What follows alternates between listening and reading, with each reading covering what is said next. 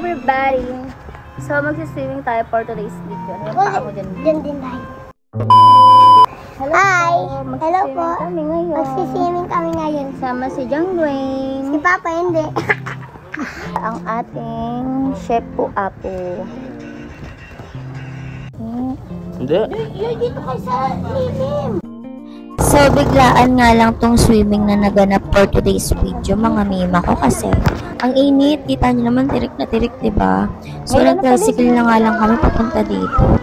Kasi sobrang lapit lang naman mula sa bahay namin. Wala pa sigurong 20 minutes. Mga 10 minutes andito ka na sa swimming pool. At saka ngayon na nga lang ulit kami nakapunta dito. Ang laki nga ng pinagbago. Kasing laki ng binago. So, nandun nga sa dulo yung table na kinuha namin. Mas better kasi onti lang yung kapitbahay mo. Charot. Hindi maganda dito kasi marami kaming bata, kaya dito kami punesto kasi pang baby kids. May baby na, may kids pa. Ang tanga talaga. May ano siya, may swimming pool kids dito. Banda sa... yung harap pa lang ako. So, ayan, aura-aura kami ng ate ko. By the way, ate ko yan. Siya yung panganay sa amin. Kasi tatlo kami, so ako yung bunso. So, walang may paki.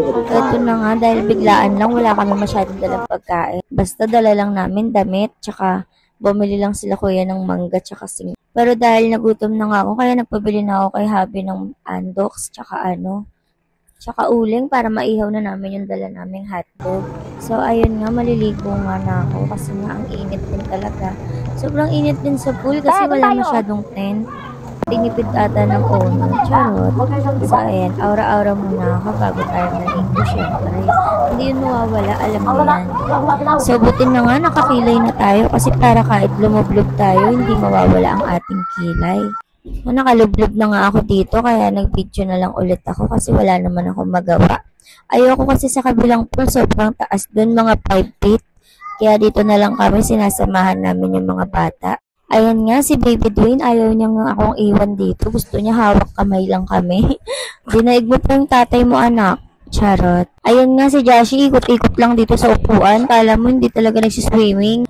Pero bago nga kami umuwi, hay, naku, inikot niya na yung pool, siya na lang mag-isa dyan. Ito nga yung kapatid ko din, kala mo naman sobrang galing niya lumangoy. So ayun na nga, dahil napapagod na ako mag-voice over, manood na nga muna kayo.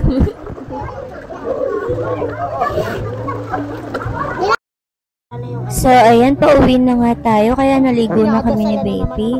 Kasi gusto na rin niya umuwi, umiiyak na sa akin. Tinawag na nga ni tita yung mga bata dyan.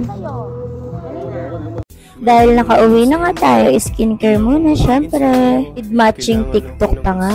Ano pa nga ba, diba? Thank you for watching!